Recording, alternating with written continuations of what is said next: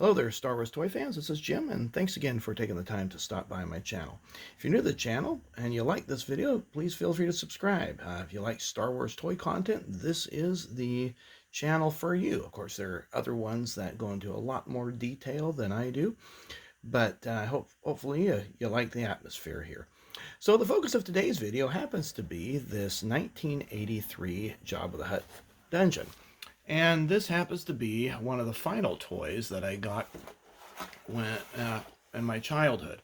It was 1983 Christmas that I was 15, and I received this Jabba the Hutt playset, the C-3PO collector case, and the speeder bike. It was a pretty blessed Christmas that year. And then after that, I felt like I was too old for Star Wars toys, and I didn't collect anything until my senior year when Power of the Force stuff came out, and I got a few figures then just because I think I was going through withdrawal. So as we're taking a look at this box here, and I've been talking here, you can see on the side here, this got kind of crunched. My boxes were stored out in a shed where my parents lived, and I'm glad I have the boxes, but they didn't exactly fare too well. But still, it's complete. Will hold the playset just fine.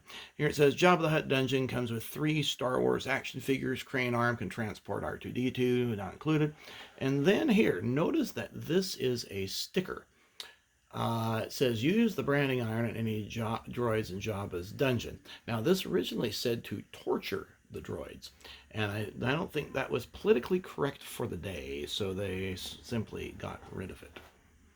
Well, let's take a look at the instructions here, and we'll move the video.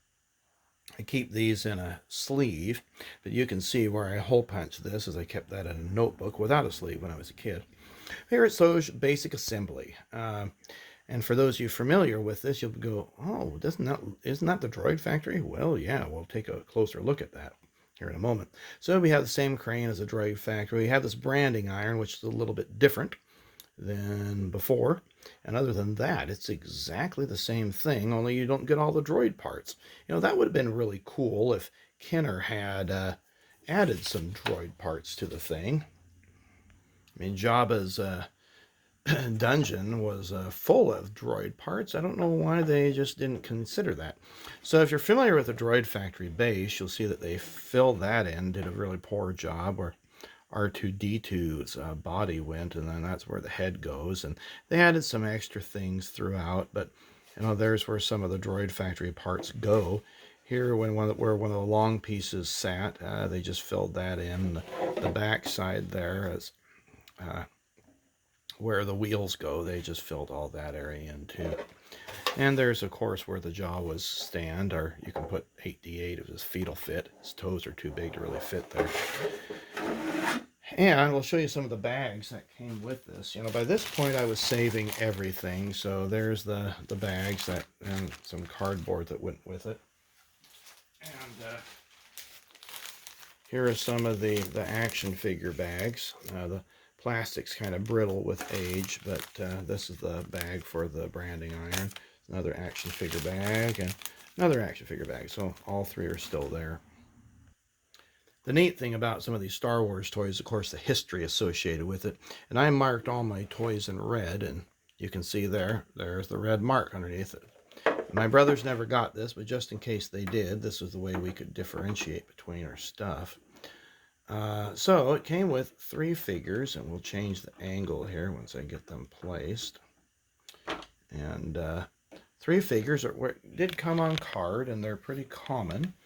But this is the way I got them, so I never had the cards to them. So we have Klaatu and his, I think that's a skiff guard outfit, and then we have Nikto with the weapons that they came with, and then 8D8, who came with absolutely nothing.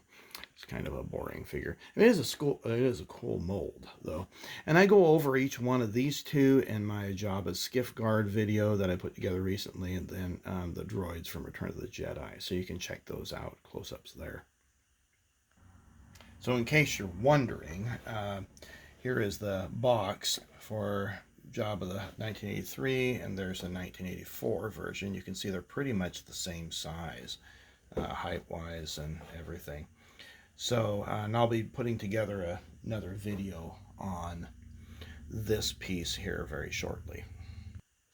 Well, I hope you found this video informative. Please give it a thumbs up if you did.